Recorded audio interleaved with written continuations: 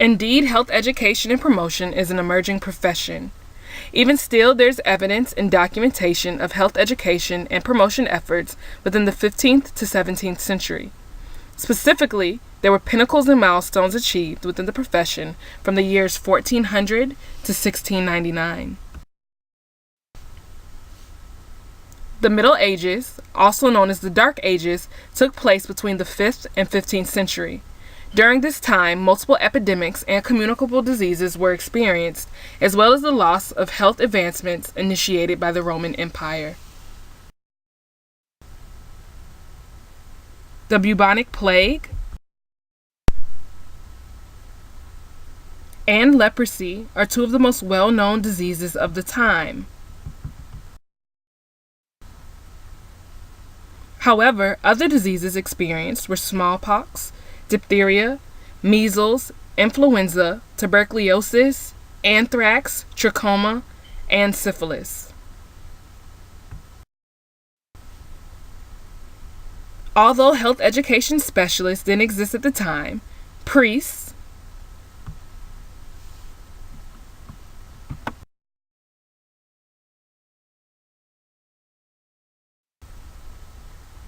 medical doctors,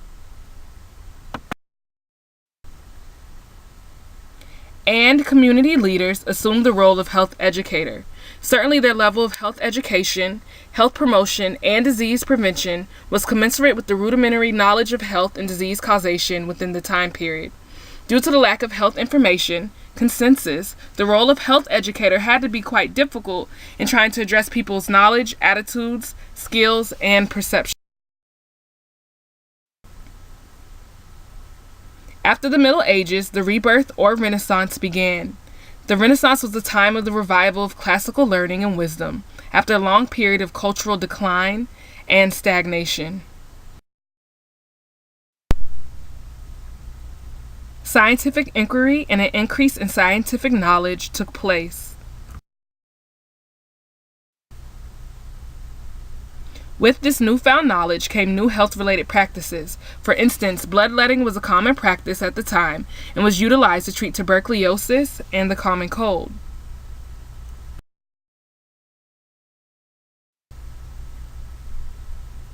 Surgery and dentistry was performed by barbers due to their comfortable chairs and sharp instrumentation.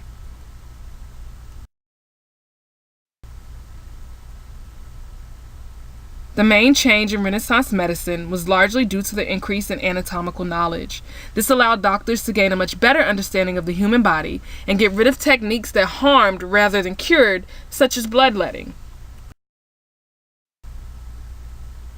A pioneer in the field, John Hunter, embarked on a comprehensive exploration of the human body, contributing more knowledge to the field.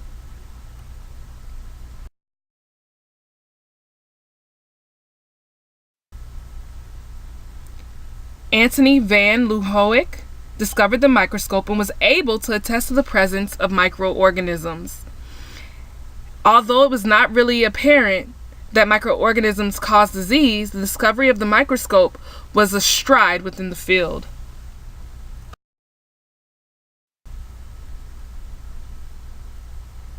Even more, John Graunt evolved the field of statistics and epidemiology, both of which are integral to health education promotion, as it is a subset of public health. Through monitoring burials and reporting deaths within the bills of mortality, he was able to correlate deaths with gender and urban versus rural dwellings.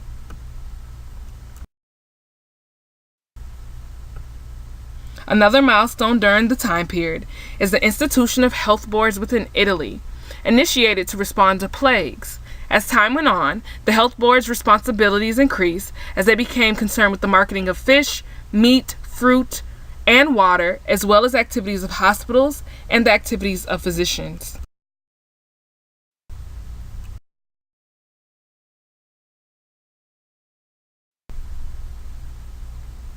Today, the field of health education and promotion is still progressing and growing as it was in the years 1400 to 1699. Surely there are still more strides to make and more pinnacles to reach.